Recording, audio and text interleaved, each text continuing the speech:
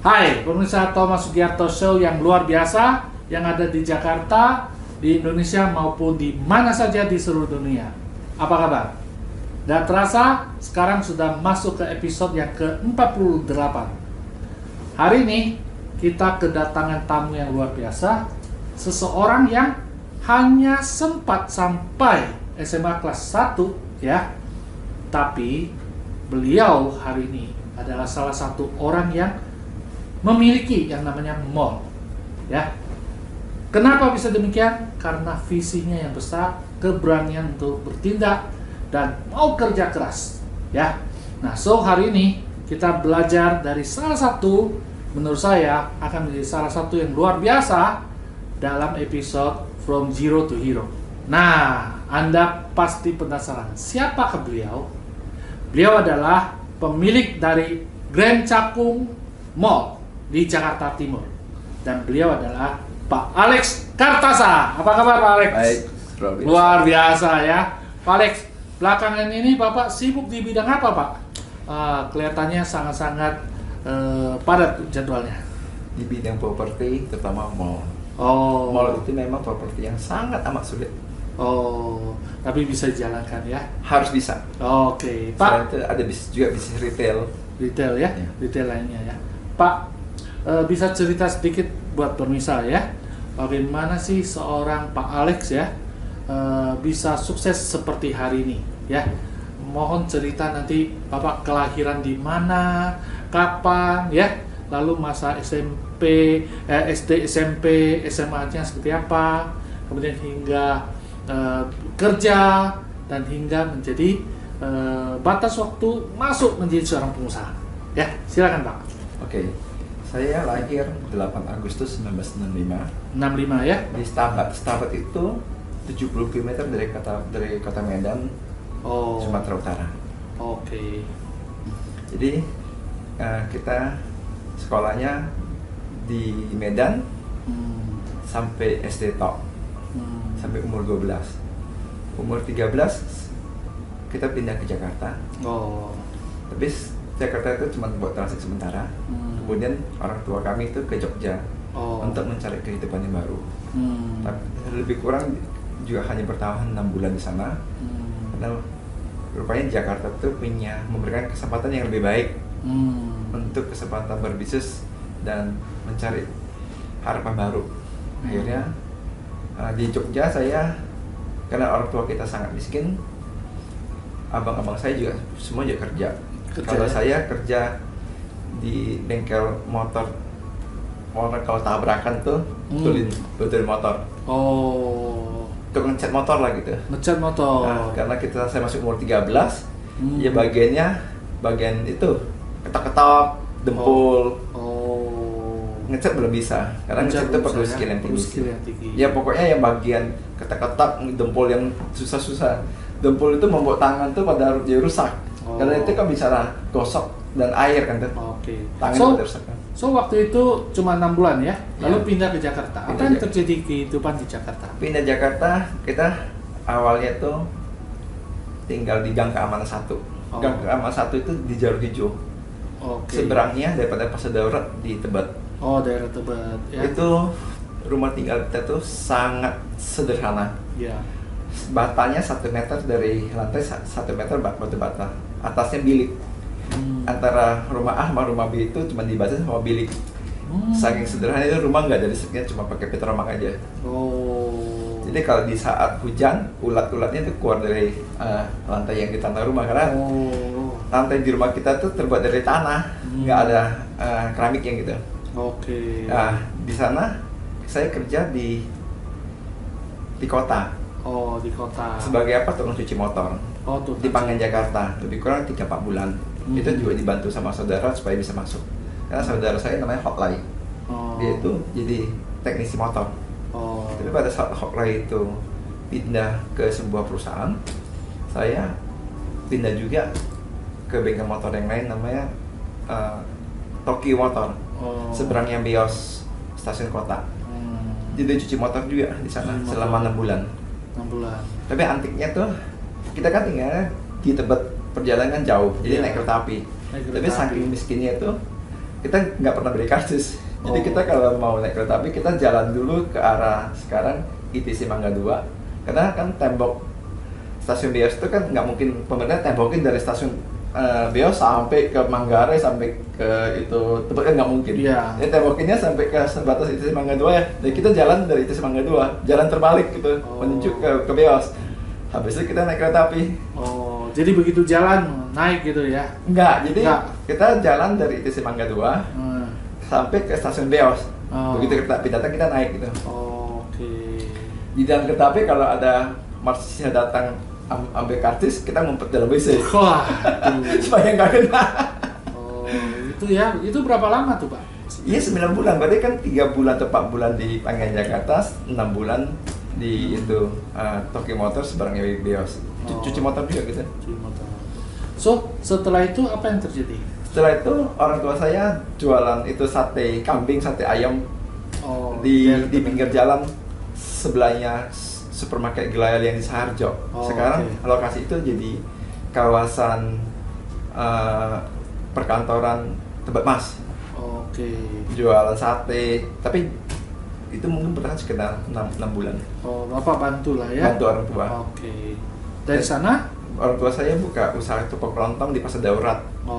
Untuk waktu bertahun-tahun dan saya juga bantu. Jadi setelah sate kemudian buka toko kelontong ya? Bapak bantu di situ. Nah, habis itu Bapak kemana? Jadi pada saat buka toko kelontong pada saat itu saya umur 14 atau 15. 14 ya? 14. Karena umur 13 itu saya datang ke Jogja, kemudian 6 bulan kemudian datang ke Jakarta. Jadi selama 2 tahun nggak sekolah karena nggak sekolah ya? Nggak sekolah karena ekonominya kan nggak sangat sulit. Yang 14,5 atau 15 saya baru sekolah SMP kelas 1. SMP kelas 1. Sambil sekolah apakah masih kerja atau tidak? Jadi waktu sekolah SMP bantu orang tua di Pasar Daurat. Mungkin sana lebih kurang bantunya 3 tahun. 3 tahun sampai sekolah selesai. Habis itu sekolah SMA di SMA 8. Ya. Lalu setelah di SMA Bapak kerja atau apa? Jadi waktu di SMA kelas 1 menjelang 6 bulan pertama di SMA kelas 1 ada sebuah perusahaan sedang pameran komputer di Balai Sidang, namanya Computex 84 yang dilakukan oleh perusahaan Widyaloka. Jadi saya mendaftar sana karena saya itu unskilled, saya jadi office boy juga. Jadi office boy di daerah situ. Jadi kalau lagi pameran kan mereka perlu tenaga tambahan untuk angkat komputer, pasang-pasang komputer dan seterusnya. Apa waktu itu Bapak bisa pasang komputer? Iya, karena waktu saya bantu orang tua saya pernah kursus elektronik dasar 3 bulan di Cilitan. Jadi saya pada saat bantu orang tua saya juga udah bisa betulin radio, amplifier bisa. Jadi kalau untuk pasang komputer bukan hal yang sulit sih. Masih bisa lah ya. So berapa lama di waktu kerja di komputer gitu? Lebih kurang di Widyaloka itu 2 tahun. 2 tahun. 2 tahun. So pengembangan apa yang terjadi selama kerja di Widyaloka itu? Jadi 6 bulan pertama tetap jadi office boy. Dan kemudian selanjutnya itu jadi pembantunya daripada teknisi. Cabut-cabut IC. Dulu kan kalau komputer kan full dengan soket-soket. Nggak kayak sekarang, komputer sekarang kan motherboardnya semua disolder mati. Itu semua full dengan soket. Jadi bantu-bantu teknisi untuk bongkar chip. Jadi kita menduga chip ini rusak, kita cabut, kita pasang lagi chip yang baru gitu. Lama-lama saya tahu, kalau rusak ini berarti chip yang ini, rusak ini berarti chip yang ini. Kalau yang nggak bisa cabut, berarti kita tesnya pakai frequency counter atau pakai oscilloscope. Kalau pakai total, kalau nggak power supply, biasanya osilatornya mati. Kalau osilator mati, berarti nggak ada frekuensi satu motherboard. Jadi kita ceknya pakai oscilloscope gitu. Lama-lama bisa juga. Lama-lama mengerti seperti seorang teknisi lah ya. So hasil dari situ apa yang bisa membantu next step apa? Ya karena kita jadi teknisi, lama-lama kan komputer dijual kepada si A, si B, si C perusahaan oleh perusahaan. kita kunjungin calon customer kita. Dan setelah itu customernya seringkali minta kita melakukan servis pribadi kepada mereka. Saya di saat Sabtu dan Minggu. Jadi kerja tambahan di luar dari tour ojek gitu ya? Ojek lah gitu. Jadi kayak misalnya Bapak ke perusahaan A, lalu ketemu orang, saya di rumah ada komputer rusak nih, tolong bantu dong ya? Hanya Bapak bantu gitu ya? Oke. So, dari hasil bantu itu apa yang terjadi berikutnya Pak? Ya karena kan kita dapat uang 30.000, 50.000, terus kita kumpulin duit, kita bisa beli referensi counter, kita kumpulin duit, bisa beli oscilloscope, kita kumpulin duit supaya lebih mandiri, kita kos sendiri gitu. Kos sendiri. Terus punya duit, beli motor gitu. Dari hasil uang yang dikumpulkan, apa yang Bapak lakukan? Ya, jadi karena kita udah sifatnya wira swasta, saya buka bengkel sendiri di kamar tidur. Karena kita ini orang miskin, nggak seperti Steve Jobs, buka pertama kali di garasi mobil. Jadi kita bukanya di kamar tidur. Perbaikan komputer. So dari sana bisa kumpulkan uang? Bisa kumpulkan uang, tapi nggak banyak lah. Banyak. Berapa lama Bapak gelutin itu? Jadi tahun 84 bekerja pertama kali. Tahun 90-an, tahun 87 saya udah mulai wira swasta menjadi teknisi full, jadi tidak kerja lagi. Dari 87 udah punya bengkel sendiri di dalam kamar tidur. 87 ya? 87 sampai tahun 90 gitu. Tahun 90 ya? Oke. Nah, pada saat tahun 90 tentu udah ada hasil lah ya. Nah, apa yang akan terjadi berikutnya Pak? Kalau hasil secara material sebetulnya nggak banyak. Mungkin ya karena kita juga income-nya juga nggak tinggi. Boleh bilang habis bulan habis gaji juga sih. Habis bulan pendapatan juga habis. Itu waktu itu bisa dapat sampai berapa besar Pak? Ya 1 bulan bisa untung 1 juta, 1,5 kadang 2 juta gitu sebulan. Gitu ya. Oke. So dari hasil itu apa yang terjadi? Next step-nya apa?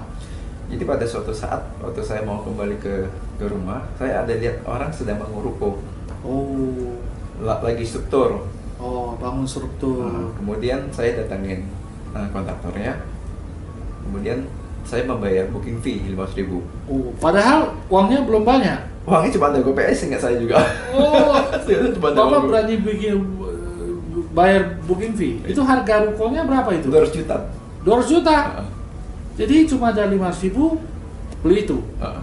Dan menurut informasi yang saya dapat itu konon ceritanya itulah awal mulanya Bapak mengembangkan bisnis ya. Jadi pengusaha di properti dan di retail gitu ya. Oke, luar biasa. Pemirsa, kita akan istirahat sejenak ya. Tadi kita belajar banyak hal ya, bagaimana lika-liku beliau melewati proses sehingga bisa hasilkan uang. Kemudian karena insting beliau lihat ini ada ruko nih ya 200 juta tapi duit cuma ada 500.000. Bagaimana 500.000 bisa beli ruko 200 juta? Kita akan kembali lagi sejenak di segmen kedua.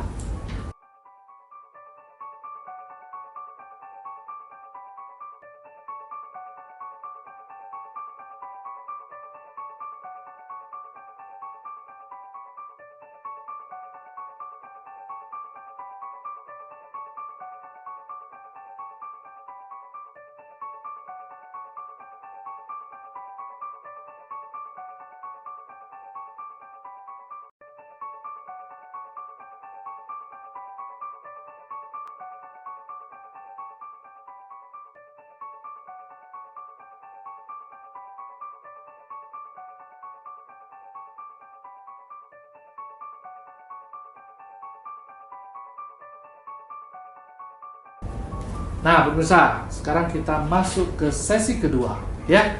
Kita mau denger nih, bagaimana Pak Alex bisa dengan 500.000 tapi berani beli ruko seharga 200 juta. Pak, ceritanya kok bisa Bapak punya inspirasi dan keberanian 500.000 tapi berani beli? Silakan. Kalau Bapak bicara inspirasi dan keberanian, setahu saya yang sudah terbukti, semua orang kaya raya awalnya pasti orang miskin. Semua orang hebat di dunia ini awalnya pasti juga orang bodoh.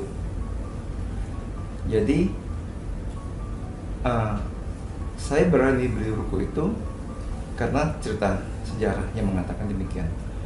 Jadi pernah baca, nonton atau apa ya, gitu betul. ya.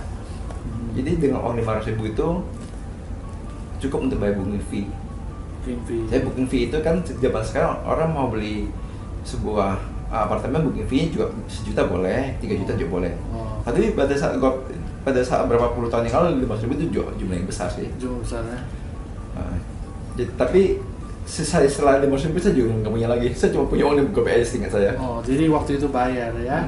Lalu tahap berikutnya bagaimana? Jadi saya habis itu saya minta izin sama kontraktornya untuk pasang spanduk, disewakan lantai 2 dan lantai 3. Jadi karena lokasi itu sangat strategis, banyak dilalui orang, jadi ada orang yang datang untuk sewa tempat itu. Sewanya untuk 2 lantai 1 tahun itu 20 juta, 2 tahun 40 juta. Jadi saya masih kekurangan DP 10% dari 200 juta, yaitu 20 juta.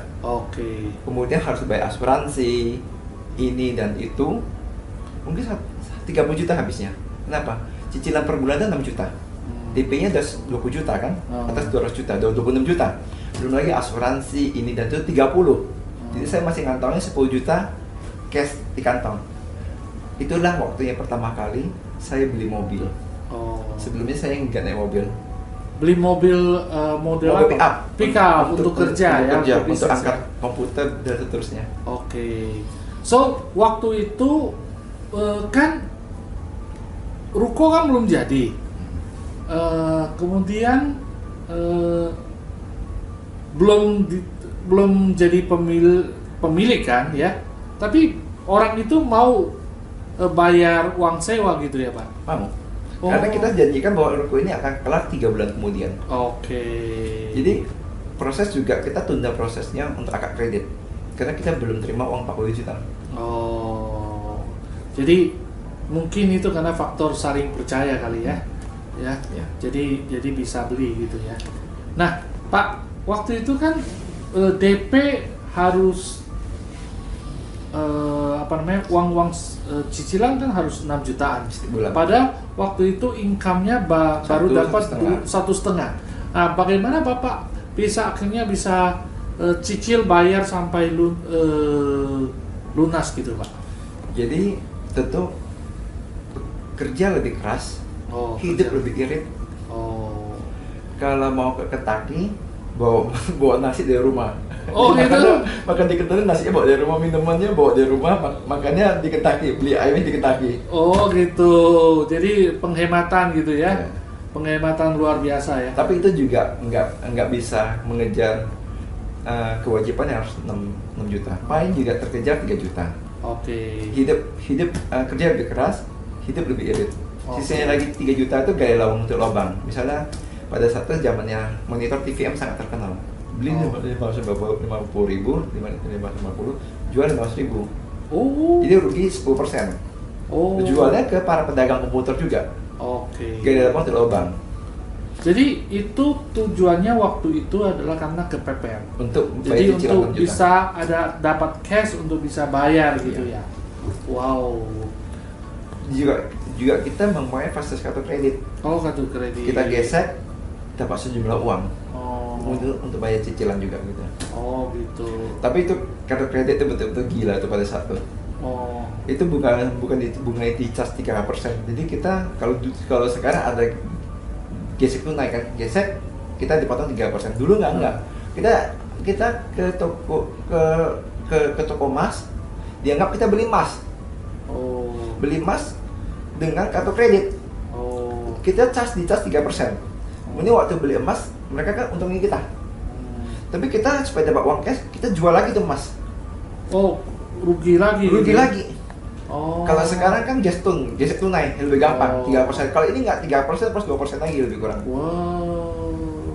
Tapi itu salah satu akhirnya bisa survive di situ ya. Cuma ini mungkin tidak disarankan dilakukan oleh orang-orang yang benar-benar memahami ya. Itu karena paham dan benar-benar kondisi sangat terpaksa ya.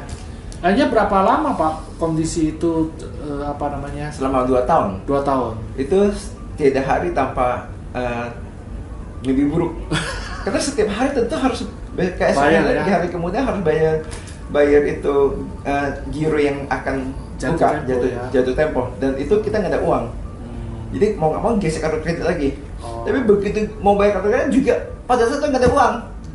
Wah, pada itu orang yang tangki kartu kredit, orang yang gede-gede itu minta pada datang 6-7 orang. Aduh, itu bikin malu dan bikin serem. Tapi bisa atasi lah ya, waktu itu bisa dibayar dengan lunas karena bisa. Memang niatnya bukan untuk ngemplang tapi mau bayar gitu ya. So, Bapak di zaman itu termasuk selain komputer termasuk jual apa lagi? Jadi sambil jual komputer datang era handphone. Jadi pada saat itu saya beli itu toko, beli ruko itu tahun 90 atau 91. Kemudian saya nikah itu tahun 93. Jadi mungkin tahun era 93 atau 95 itu datang itu zamannya orang beli handphone. Beli handphone. Jadi sambil kita baru mulai. Itu satu handphone bisa untung 3 juta 4 juta tuh Ericsson. Itu handphone bisa dibawa kayak tas tuh, bisa beratnya setengah mati tuh. Ada lagi handphone yang kayak teh botol. Itu sekali dilihat di itu film-film mafia Hong Kong. Jadi waktu itulah mulai ada untung gitu ya, 2 tahun itu ya. Jual komputer, jual HP gitu. Jual HP, dari pengalaman di situ ya. So dari sana apa yang terjadi berikutnya Pak? Ya, setelah dari pihak bank melihat kita ini selalu punya niat baik untuk membayar, walaupun kadang-kadang ada telat. Tapi lebih sering itu bayarnya teratur. Sehingga kepala kreditnya itu memberikan bersimpati kepada saya. Sehingga pada masa mungkin tahun 93 ya, waktu saya baru nikah, kepala kreditnya itu memberikan bantuan 100 juta dari dana Jepang. Pada saat itu Jepang memberikan bantuan kepada UKM Indonesia 100 juta tanpa jaminan. Sehingga kita buka usaha liuk bata, kayak pabrik bata sederhana namanya liuk. Di Kerawang, Teluk Jambe. Jadi Bapak karena hubungan baik, kemudian juga bisa dipercaya, tiba-tiba ada satu peristiwa di mana ada bantuan uang ya untuk UKM dari Jepang, lalu Bapak bisa mendapatkan fasilitas itu untuk buka usaha di bidang bata, gitu ya, di daerah Kerawang ya. Nah, apakah proses untuk buka kemudian jalankan bisnis bata itu berjalan mulus atau apa? Tidak terlalu mulus. Itu juga bisa dari bisa belajar. Bila mana FS dan bisnis plan-nya bagus, belum tentu ke depannya bagus. Kita harus melihat juga SDM yang terlibat di dalamnya. Kita harus lihat juga marketnya dan seterusnya. Tapi market sih bagus karena banyak pembangunan di daerah Kerawang. Tapi SDM-nya itu melibatkan tukang-tukang kasar, yang dimana banyak sekali mereka kegiatan acara budaya, jadi lebih banyak pulangnya dibanding waktu kerjanya. Gitu. Sedangkan cicilan dan pokok bank setiap bulannya harus kita bayar toh. So apa yang membuat Bapak akhirnya konon ceritanya Bapak mempunyai bisnis mulai juga setelah dari toko itu, kemudian ada juga di daerah Cikarang gitu.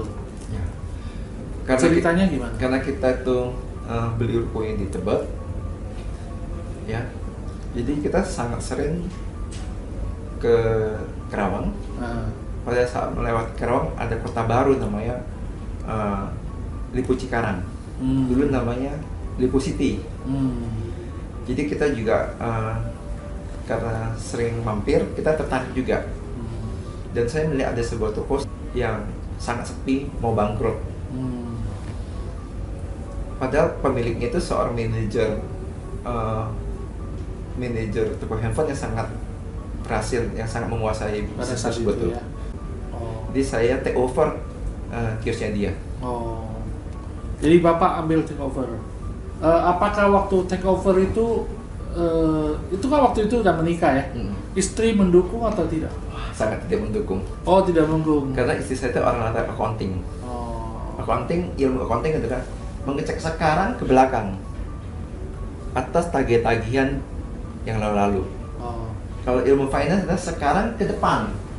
Dengan uang 100 juta 5 tahun lagi menghasilkan uang berapa? Itu ilmu finance.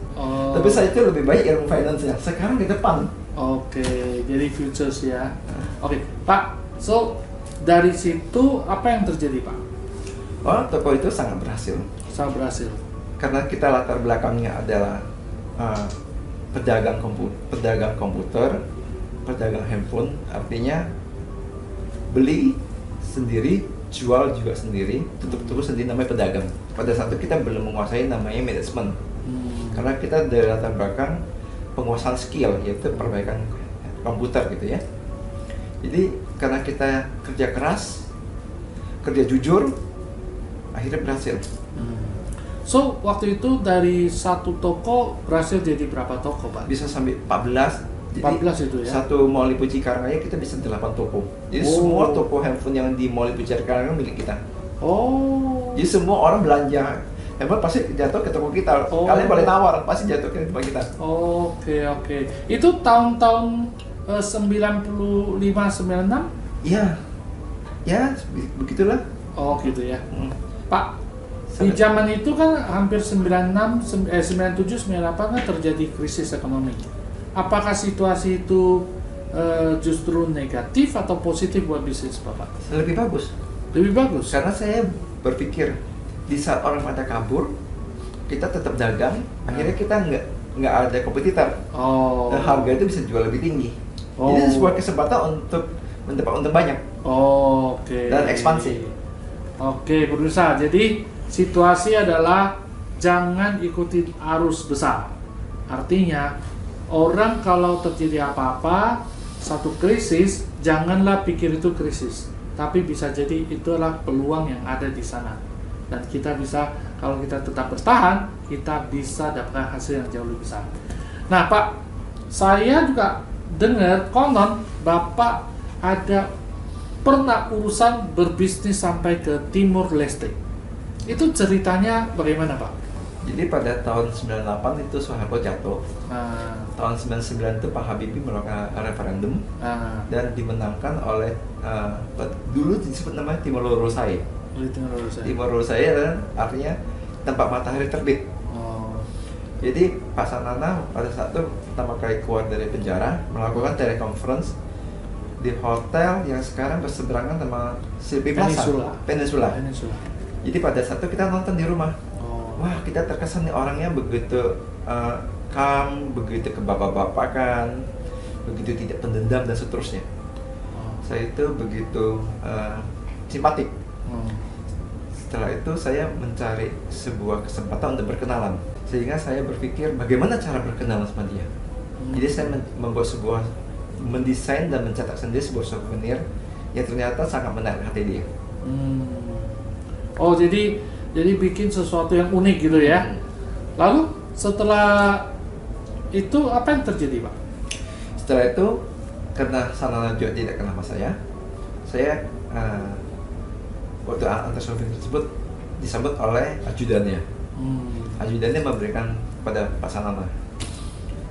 Berselang beberapa hari kemudian Pak Sanana kembali ke Diri.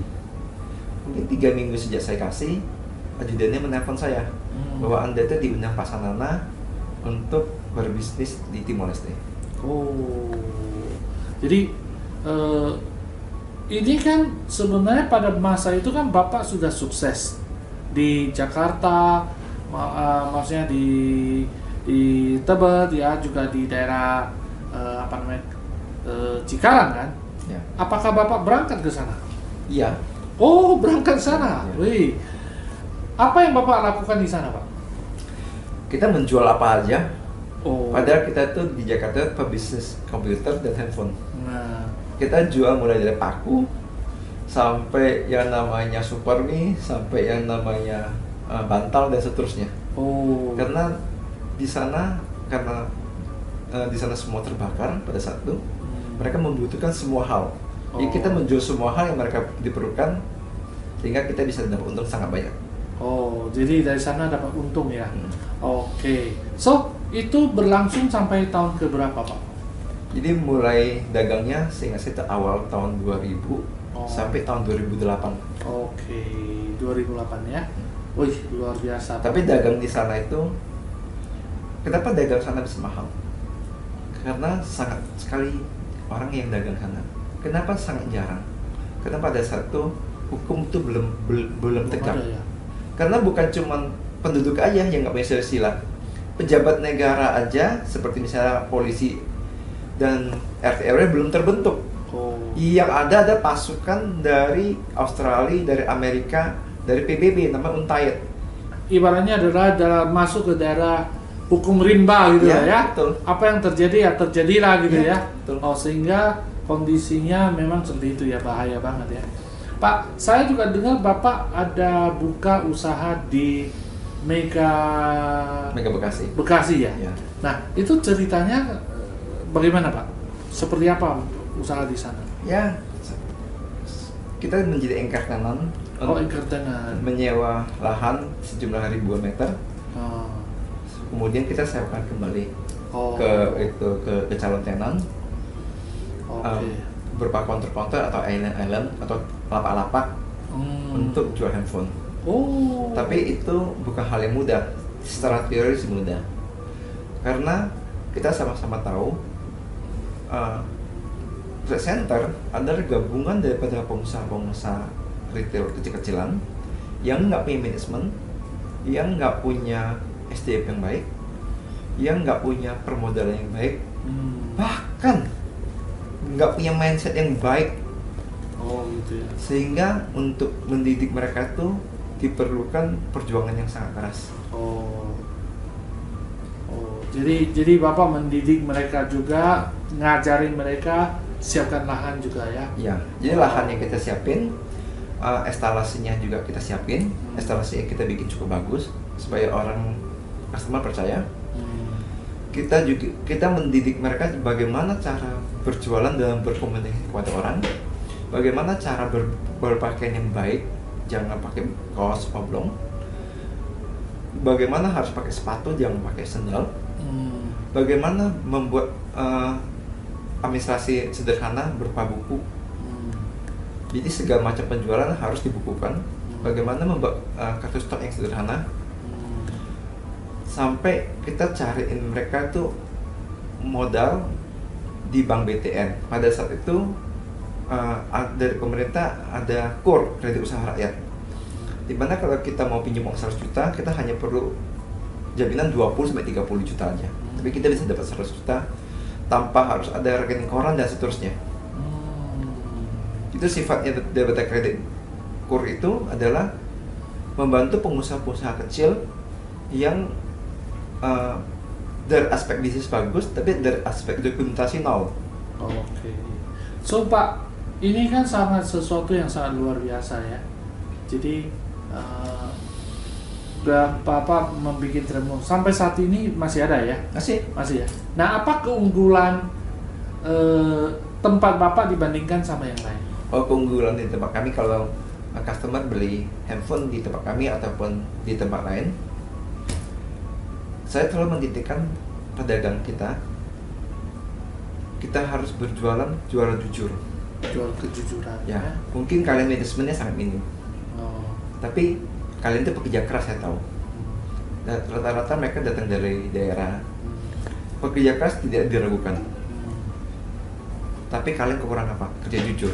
Karena ada moto mengatakan, kalau mau kaya, nggak mau bohongin orang, mana bisa kaya. Itu ada moto seperti begitu. Dan itu saya mengatakan itu sangat salah. Sangat sesat ya? Sangat sesat.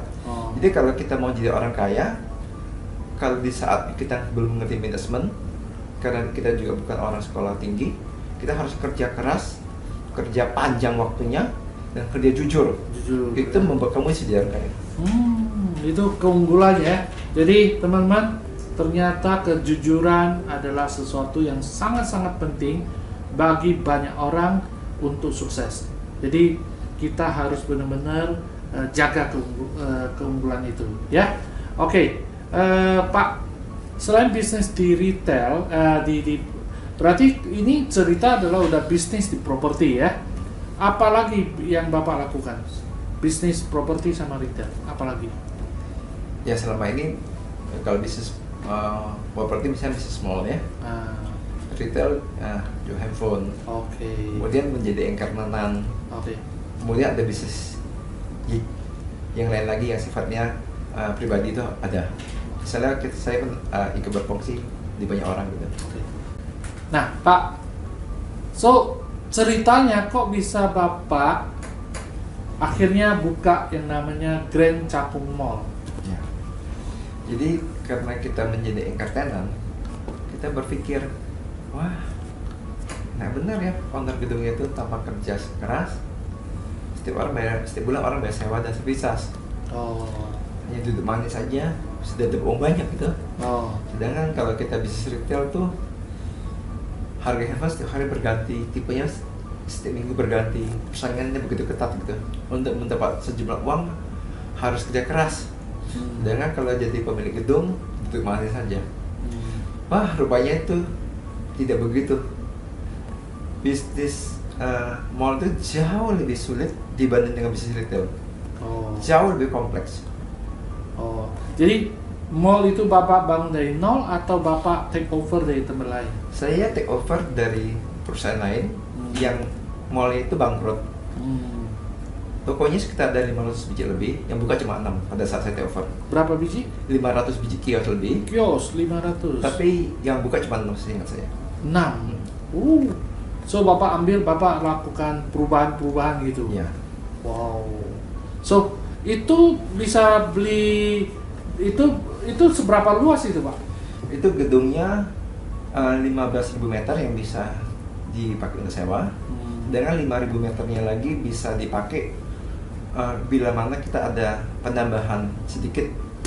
Tapi yang bisa langsung instan itu 15.000 meter. Tapi total 20.000 meter itu gedung.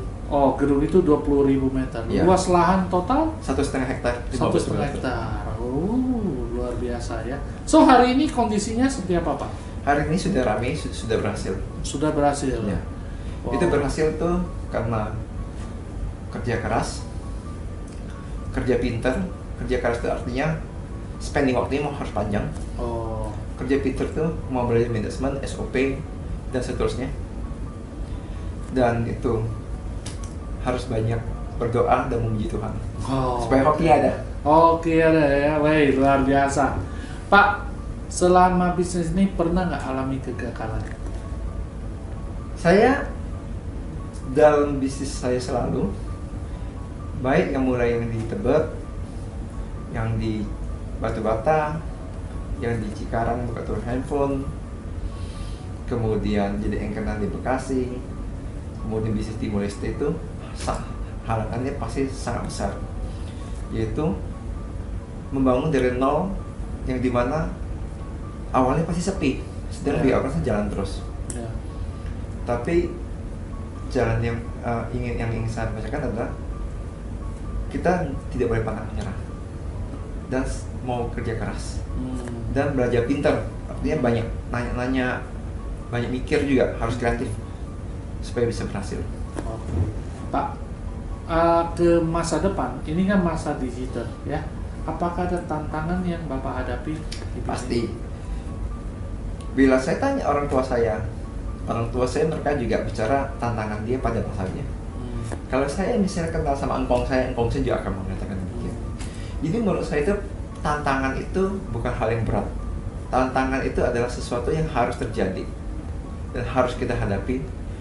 Enjoy saja, tidak perlu jadi stres. Itu yang harus kita jalankan. Ini namanya hidup itu kita harus melalui proses. Tantangan itu namanya kita harus proses. Oke, Pak. Selama pembelajaran ini apa yang Bapak dapatkan? Jadi maksud saya pembelajaran apa yang Bapak lakukan sehingga Bapak bisa sukses seperti ini? Jadi terutama pemirsa yang ingin jadi wira swasta, yang pendidikannya rendah, yang miskin, yang sekarang jadi profesional, mau jadi pebisnis, satu, mindsetnya dulu harus dibetulin. Bahwa semua orang miskin, semua orang kaya raya awalnya orang miskin. Semua orang hebat awalnya pasti orang bodoh. Mindsetnya dulu harus betulin ya. Kedua, kerja keras. Sama-sama tahu pengertian. Kerja pintar, belajar manajemen, SOP dan seterusnya. Ya. Bekerja jujur, jangan akal-akalan. Karena kita bohongi orang 2 kali, ketiganya orang pasti tahu. Oke. Kemudian yang penting yang nggak Anda jarang kenal adalah respon. Jadi segala sesuatu kalau datang di depan mata kita, kalau responnya negatif, hasil pasti negatif. Misalnya gitu, saya take over kios atau kayak handphone yang di Mall Lipo Cikarang yang bangkrut. Tapi karena saya responnya positif, akhirnya toko itu berhasil juga. Seperti misalnya kita take over gedung mall yang gagal total. Tapi karena responnya positif, akhirnya berhasil juga. Jadi penting respon. Setelah direspon positif, apa yang kita lakukan? Mau menjalankan proses. Banyak orang, ingat ya, orang nggak mau menjalankan proses. Proses itu apa sih? Mau susah-susah, mau pusing-pusing, mau stres, dan seterusnya. Dan ingat, jangan ada itu ya. Jangan ada molor minta duit, pinjam duit dan seterusnya. Itu nggak boleh banget. Itu super gila salahnya itu. Jadi hidup itu paling penting respon dan mau menjalankan proses.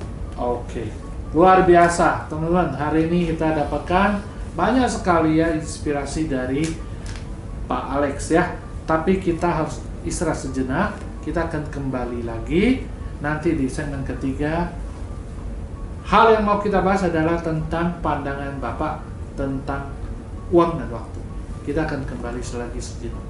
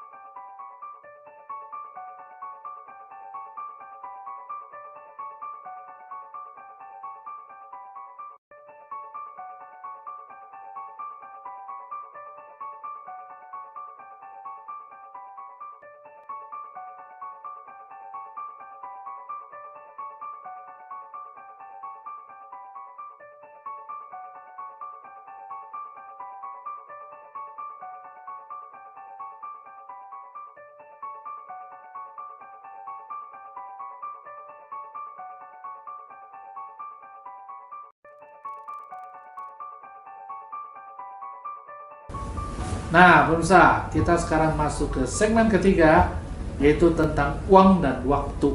Ya, Pak, bagaimana menurut Bapak tentang yang namanya uang dan waktu? Apakah uang lebih penting atau waktu lebih penting? Silakan, Pak. Dua-duanya penting sih ya. Dua-duanya penting. Jadi dengan Anda memiliki banyak uang, hidup Anda itu lebih berharga. Hidup Anda itu lebih bahagia. Banyak mengatakan, apakah uang bisa membeli kebahagiaan? Uang bisa membeli sebagian daripada kebahagiaan. Itu faktanya. Jadi misalnya begitu, kita bisa lebih nyaman dalam hidup ini karena kita suka traktir orang makan. Dan orang pada datang, dan orang memberikan senyum dan pujian dan terima kasih dan seterusnya. Itu membuat hati kita lebih bahagia. Walaupun uang itu tidak menjamin orang bahagia, tapi dia bisa membeli sebagian bahagia. Bahkan bisa memberi sebagian tercinta. Jadi ungkapan orang pada umumnya, uang nggak bisa memberikan kebahagiaan dan cinta itu nggak benar seluruhnya, benar sebagian tok. Jadi gantunglah situasi ya. Ya, jadi dengan Anda punya uang, bukan cuma membahagiakan diri Anda bisa membantu orang banyak. Ya. Dengan Anda membantu dan orang itu terbantukan, yang tadi orang melarat menjadi orang berhasil, yang tadinya kalau ketemu orang palai begitu sekarang bisa tegak dan bisa bicara lantang, Anda akan jadi sangat bahagia. Karena Anda punya uang. Sip. Kalau soal waktu, Pak? Waktu itu harus bisa diatur. Tapi cara mengatur waktu bagaimana? Yang paling penting manajemen. Bila Anda berbisnis atau Anda bekerja pun, kalau Anda mengerti manajemen, Anda akan jadi punya waktu banyak. Tapi kalau Anda tidak mengerti manajemen, buka toko sendiri, tutup toko sendiri, belanja sendiri, akhirnya Anda itu terpenjara oleh kegiatan operasi harian. Anda nggak punya waktu untuk bersosialisasi, untuk membantu orang, bahkan untuk diri sendiri Anda nggak punya waktu. Gitu ya. Itu baru toko, belum lagi yang sifatnya perusahaan atau pabrik.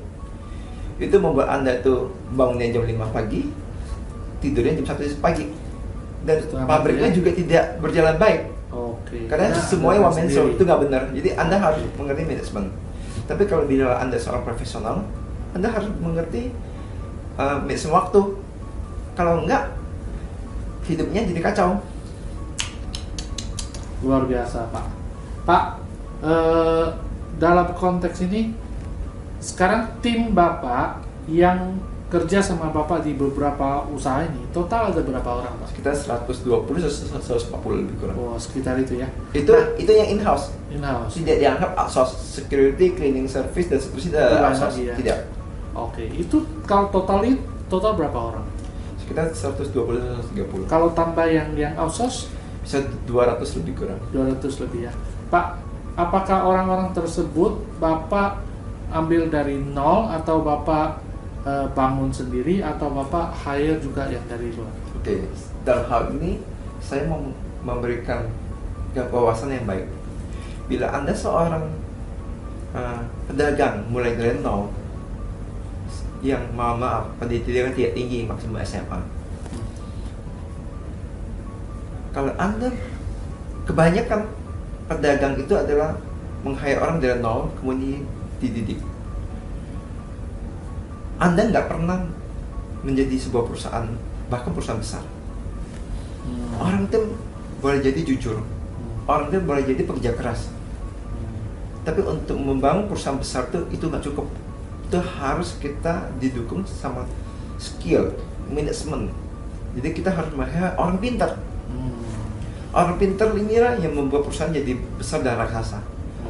Orang yang kita rekrut dari nol itu membuat perusahaan kita tuh masih kelas toko, bukan kelas perusahaan. Tapi inti daripada bisnis itu adalah Anda sendiri. Kalau Anda tidak mau update diri, berapapun Anda meng-hire orang yang pintar, gajian 100 juta, 300 juta, 500 juta sebulan, itu tidak akan menghasilkan. Karena Anda nggak mengerti bagaimana Anda memberikan target kepada dia, bagaimana Anda monitoring dia, kalau Anda nggak tahu. Jadi yang paling penting Anda update diri sendiri dulu, baru Anda mencari orang yang pintar. Jadi waktu itu cara untuk manage orang adalah kalau kita sendiri juga harus tahu dulu, baru kita bisa delegasi ya. Betul banget. Wow, satu pelajaran yang luar biasa ya, Pak. Selain kesibukan bisnis, kegiatan apa lagi yang belakangan ini Bapak lebih banyak lakukan? Misalnya saya itu jadi jemaat, pengerja gereja. Kerja yang nggak dibayar, malah seringkali keluar duit. Kebetulan saya beragama Kristen, jadi saya ngurusin gereja operasionalnya. Karena kita punya gedung, kita punya teknisi, punya teamwork. Lampu mati, AC rusak, WC bocor. Nah kita yang urus tuh, tukangnya dari kita, nggak dibayar. Dan kita juga menyewakan ruangan-ruangan yang kosong. Jadi saya berlaku jadi GM marketing di gereja, karena gereja cuma pakainya Sabtu Minggu kebanyakan. Di mall Bapak ya? Bukan. Di tempat lain? Di Kelapa Gading. Gereja saya itu di Kelapa Gading.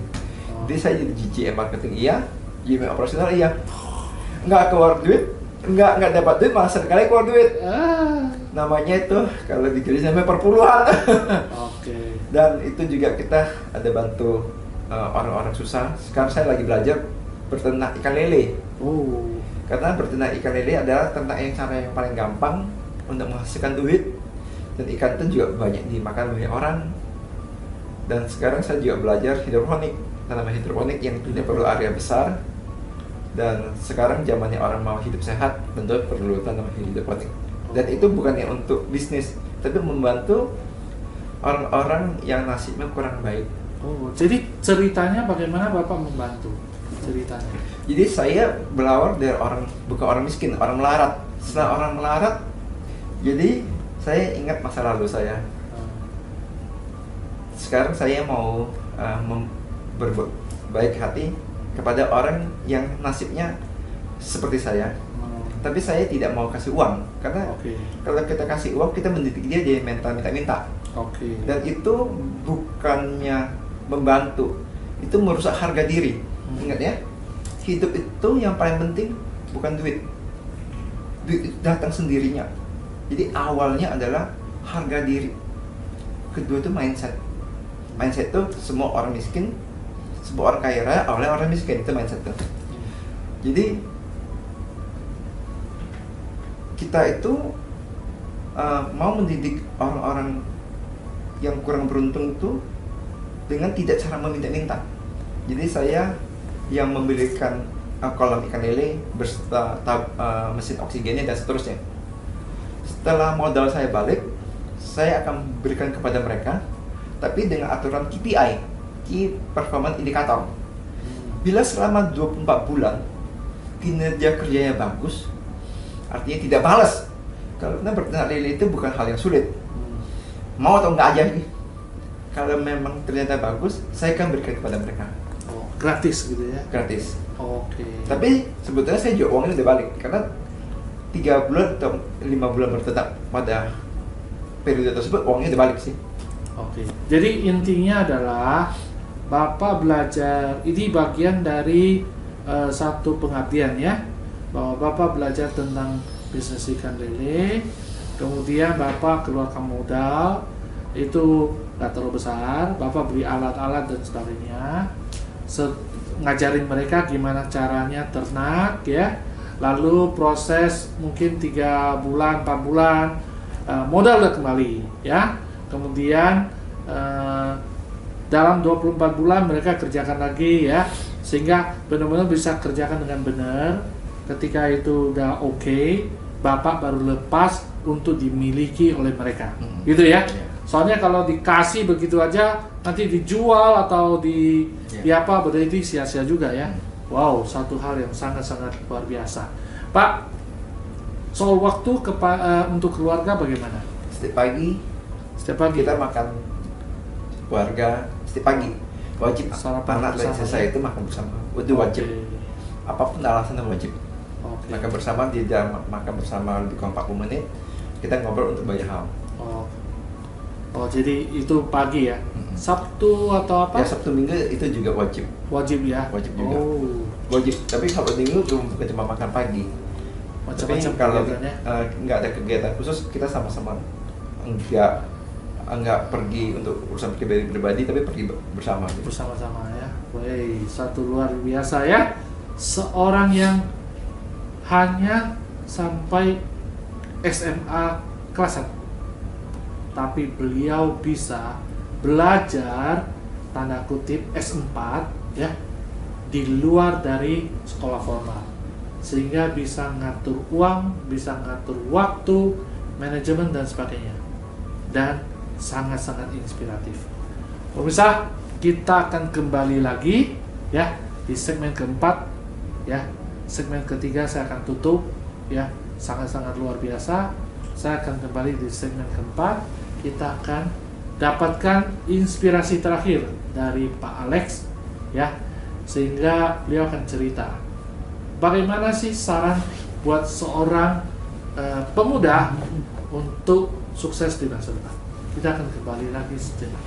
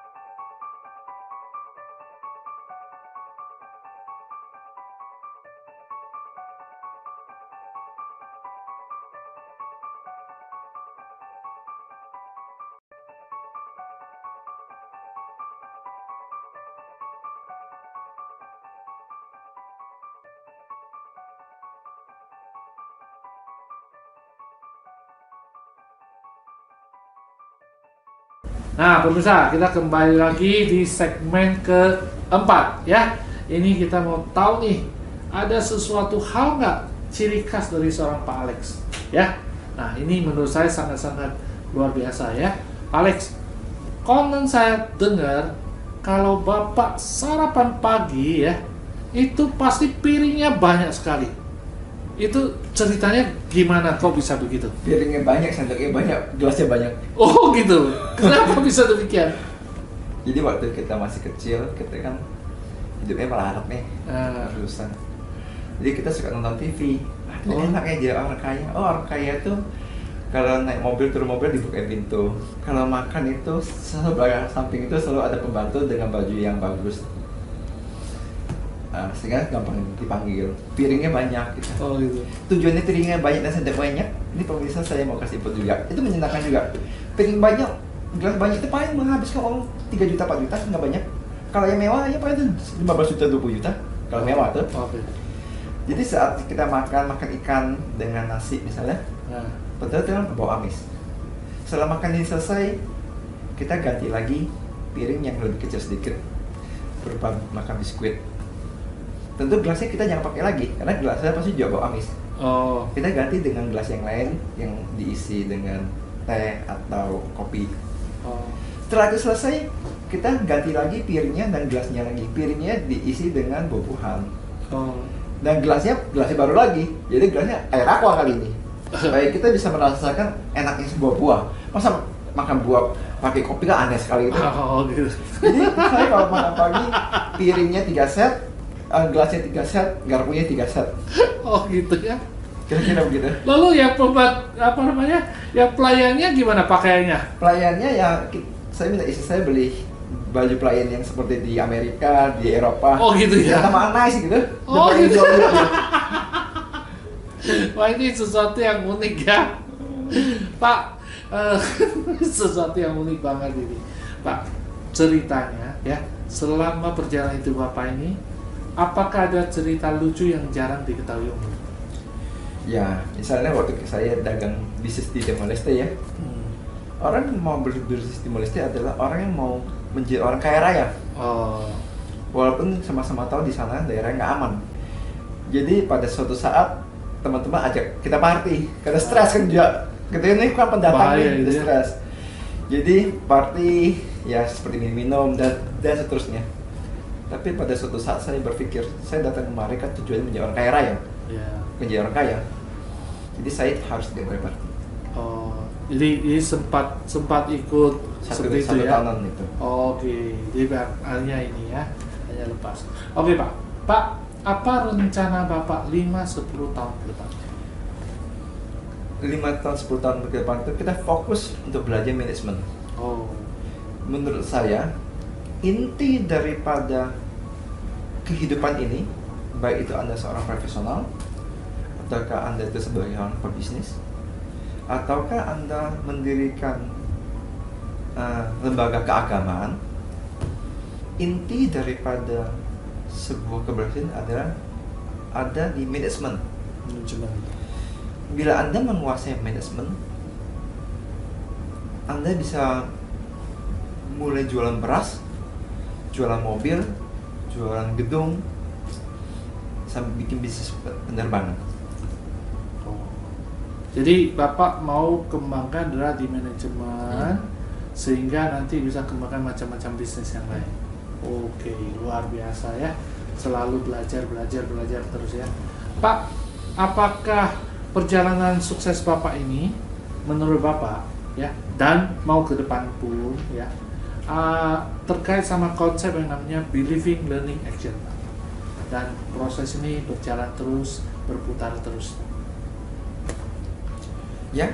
Jadi seperti yang tadi Bapak katakan tuh, itu adalah satu kesatuan. Believing, Anda harus yakin. Kalau bahasa saya, Anda kalau yang tadi profesional mau jadi pengusaha, Anda harus nekat. Kalau nggak ada kenekatan ya nggak jadi. Kalau segala sesuatu dihitung di teoris, ya ada ya dihitung. Jadi harus yakin. Lalu harus belajar. Saya ingin tambahkan, belajar hal yang Anda sudah ketahui. Seringkali orang dari profesional, misalnya dia soal marketing, Kemudian waktu dia bisnisnya beda. Misalnya dia punya restoran, misalnya gitu, atau dia punya pabrik garment, itu sangat salah. Dia harusnya kalau soal marketing, dia harus buka agent property misalnya. Jadi nggak kelamaan ya? Kadang memulai sesuatu yang baru itu butuh waktu dan butuh biaya. Spending money di mana perusahaan berjalan, operasional tetap berjalan, tapi tidak menghasilkan uang, alias bleeding. Jadi kalau seharusnya seorang profesional kalau mau berbisnis harus dia melakukan bisnis yang telah dia kuasai. Kalau dia itu seorang koki, dia harus buka kuliner, jangan bisnis properti. Jadi seperti itu ya. Lalu soal action? Ya, action sama-sama tahu. Kalau nggak pernah action, ya cuma jadi macan ompong. Jadi kalau ini bisnis plan, ya macan kertas namanya itu. Oke, luar biasa Pak. Pak, jika waktu bisa diputar ulang, apa yang Bapak mau lakukan yang berbeda? Oke. Ada nggak? Karena kita ini dari keluarga melarat, jadi pertama kali saya kerja di perusahaan komputer. Berarti kalau bisa betulin komputer butuhkan skill. Skillnya bagaimana membaca frekuensi, bagaimana membaca voltase, bagaimana membaca ampere, bagaimana membaca skema dan seterusnya. Itu adalah skill. Sama, bila saya ingin membangun gedung, saya harus tahu struktur besinya berapa mili, ketebalannya dan seterusnya. Itu namanya skill.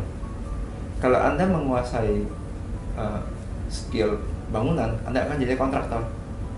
Anda nggak bisa jadi pengusaha retail, misalnya jual baju, jual komputer, jual apartemen, dan seterusnya. Tapi kalau Anda menguasai manajemen, Anda bisa jualan apa aja, buka pabrik apa aja, dan kemungkinan berhasil itu 99%. Karena Anda bisa menghitung risknya. So intinya adalah jika waktu bisa berputar ulang, Bapak tidak akan fokus hanya ke skill, tapi akan ke manajemen. Betul. Ya, oke. Pak, apa saran Bapak untuk generasi muda? Saya katakan yang penting dalam hidup ini satu, mindsetnya harus benar dulu. Mindset benar. Karena kalau mindsetnya salah, saya bisa jadi saya bisa memiliki perusahaan, ya, karena bapak saya kaya, karena saya sekolahnya tinggi, baru saya itu salah. Jadi mindsetnya harus benar dulu. Jadi semua pengusaha besar, semua orang hebat itu awalnya pasti dari minus. Kedua, kerja keras. Ketiga, kerja pintar, artinya mau belajar manajemen. Keempat, kerja jujur. Berapapun pintar ngomong, berapapun pintar kerja keras, kalau orang dibangunin 2 kali orang nggak tahu. Kemudian selanjutnya respon. Ya, seperti misalnya kita punya trade mall, ya, yang Grand Cakung. Properti trade mall itu adalah properti yang paling sulit dikelola, karena di mana orang cari uang di sana, kalau sepi dia akak itu tenant. Ya. Karena kita responnya positif, sesuatu yang harus gagal jadi berhasil. Banyak kan trade mall di Jakarta juga yang gagal baik sekali, bukan baik lagi. Kemudian kita mau menjalankan proses. Proses itu apa sih? Mau nanya kiri kanan, mau susah, mau berinang air mata dan seterusnya. Kalau nggak mau proses, nggak bisa juga. Gitu ya. Wih, luar biasa. Oke, pemirsa, ya kita harus akhiri ya episode ke-48 ini dengan narasumber kita Bapak Alex yang sangat-sangat inspiratif, luar biasa ya. Kita belajar banyak hari ini, terutama saya pribadi ya. Saya yakin Anda juga belajar banyak. So, kita harus akhiri dan kita akan kembali lagi di episode 49 dengan narasumber yang juga luar biasa sehingga bisa memberikan Anda satu benang merah untuk mencapai sukses di masa depan. Pak, terima kasih sekali lagi ya. Saya mewakili penonton Thomas Sugiarto Show untuk menyampaikan terima kasih yang luar biasa ya. Oke, kita dadah dulu sama pemirsa. Oke, sampai ketemu di minggu depan pemirsa. Nah pemirsa, tadi Anda sudah mendengar dari narasumber bagaimana dia mengembangkan bisnis mulai dari nol hingga sukses, ya. Nah, Anda juga bisa mempelajari hal lain di seminar kami maupun workshop, ya, khususnya misalnya untuk seseorang yang level profesional, entrepreneurs pemula, atau seorang manajerial yang mau masuk ke dunia bisnis. Anda bisa pelajari tentang yang namanya salespreneur. Anda juga bisa pelajari tentang yang namanya bagaimana caranya berbicara di depan umum yang secara efektif dan sukses. Anda juga bisa pelajari tentang yang namanya bagaimana cara mendayagunakan uang dan waktu melalui investasi dan usaha. Oke, khusus untuk orang-orang yang tingkatan level direksi atau pemilik bisnis one man show. Di sini saya akan sharing di seminar, ya, di mana Anda bisa tahu bagaimana strategi sih menciptakan yang namanya proteksi income dan persiapan pensiun yang luar biasa. Khusus untuk pengusaha, Anda bisa belajar gimana memproteksi nilai bisnis, aset, dan gaya hidup sehingga tetap bisa berjalan dengan baik. Khusus bagi yang bisnisnya sudah mapan, Anda bisa mulai mempersiapkan yang namanya warisan maupun dana abadi bagi generasi berikutnya, ya.